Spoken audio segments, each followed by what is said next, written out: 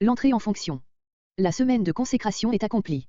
Au premier jour de la nouvelle semaine, Aaron et ses fils entrent en fonction par une cérémonie d'inauguration particulièrement solennelle, comprenant 3 sacrifices pour Aaron, ses fils et le peuple et 3 spécialement pour le peuple, mais de telle sorte que les troisièmes des 2 séries sont confondus en un seul. Ce sont pour chaque série un sacrifice pour le péché, un holocauste et un sacrifice d'action de grâce.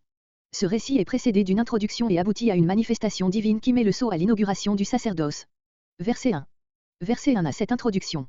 Il y a double convocation, celle d'Aaron et de ses fils, qui étaient dans le parvis, Lévitique 8.33, et celle des anciens, comme représentants du peuple, Lévitique 8.3. Moïse transmet les ordres de Dieu au premier et par ceux-ci au second. Verset 2. Ordre relatif au sacrifice pour Aaron et les sacrificateurs. Un jeune veau, non plus un taureau, comme précédemment, Lévitique 8.14, car la propitiation essentielle est accomplie, mais une victime rappelant pourtant le péché dont les sacrificateurs eux-mêmes ne cessent d'être entachés et la nécessité toujours nouvelle de l'expiation au moment de s'approcher du Dieu saint. Dans les cultes païens, tout tendait à relever l'ordre sacerdotal et à faire passer la barrière entre lui et le peuple. Dans le culte israélite, le sacerdoce est confondu avec le peuple dans une humiliation commune, Dieu seul apparaît comme saint. Comme c'est ici le seul cas où le veau serve de victime pour le péché, on a pensé, mais probablement sans raison, que cet ordre faisait allusion au péché du veau d'or, dont Aaron portait en partie la responsabilité. Un bélier, comme dans les jours précédents, Lévitique 8.18. Verset 3. Verset 3 assis ordre relatif au sacrifice pour le peuple. Aux fils d'Israël, aux anciens, en leur personne, à tout le peuple. C'était eux qui devaient fournir les victimes pour cette seconde série de sacrifices. Un bouc, c'est la victime prescrite pour les sacrifices pour le péché offert en faveur du peuple, Lévitique 4.23. Un veau et un agneau, 2 victimes pour l'Holocauste, qui pourtant n'est pas considérable, en comparaison des holocaustes offerts par le peuple dans de grands jours de fête, Nombre 28.11, Nombre 29.2. C'est que ce jour n'a point le caractère d'un jour de réjouissance, c'est pourquoi aussi, verset 4, le sacrifice d'action de grâce ne se compose que d'un taureau et d'un bélier.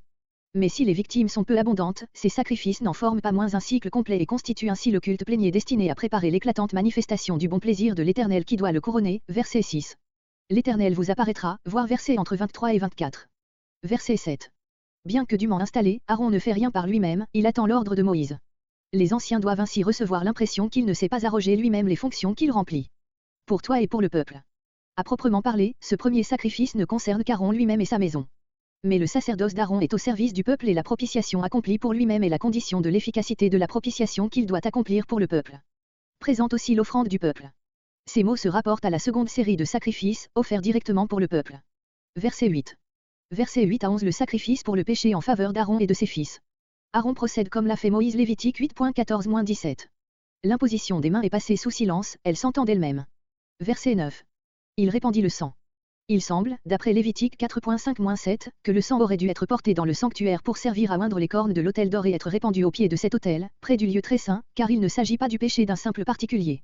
Mais nous voyons, verset 22, que ce n'est que plus tard, après la fin de la cérémonie, que Moïse introduisit pour la première fois Aaron dans le sanctuaire.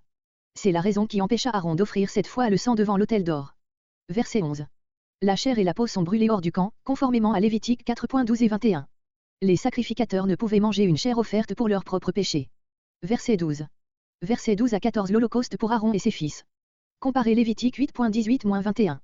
Lui présentèrent, littéralement, lui firent passer le sang, c'est-à-dire le bassin même où il avait été recueilli, car il s'agissait de le répandre immédiatement tout entier, légère différence avec le verset 9. Verset 13. Par pièces, morceau après morceau, Lévitique 1.6. Verset 14. Les fit fumer. C'est le même acte de combustion que verset 13, il se poursuit après que ces parties ont été nettoyées. Il n'est pas question d'une oblation accompagnant l'holocauste des sacrificateurs, sans doute à cause de celle qui avait déjà accompagné l'holocauste journalier. Verset 15.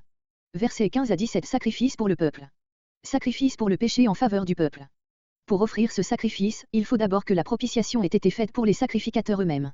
Le sang n'est pas offert dans le lieu saint, devant l'autel d'or, comme cela eût dû se faire d'après Lévitique 4.16-18, c'est sans doute par la raison qui a été indiquée verset 9.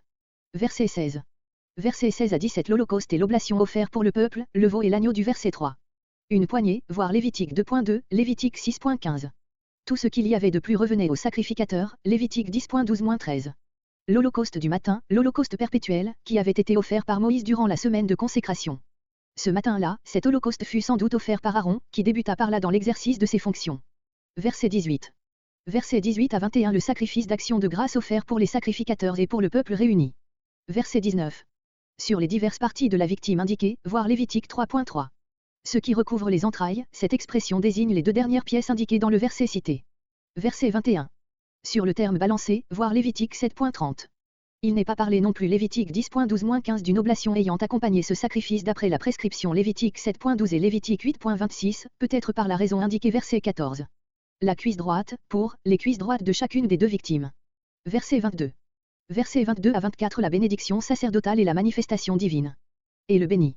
Ce culte d'inauguration terminé, Aaron prononce pour la première fois sur le peuple la bénédiction sacerdotale, probablement celle dont la formule est donnée Nombre 6.22. Et il descendit de l'autel, où l'on montait par un terrassement en pente douce, Exode 20.26. Aaron s'était tenu au haut de cette rampe ou sur le rebord qui entourait l'autel à mi-hauteur. Verset 23. Moïse et Aaron entrèrent. C'était la première fois qu'Aaron entrait dans le sanctuaire comme souverain sacrificateur. Il n'est pas dit, ainsi qu'on l'a pensé, qu'il y entra pour offrir l'encens.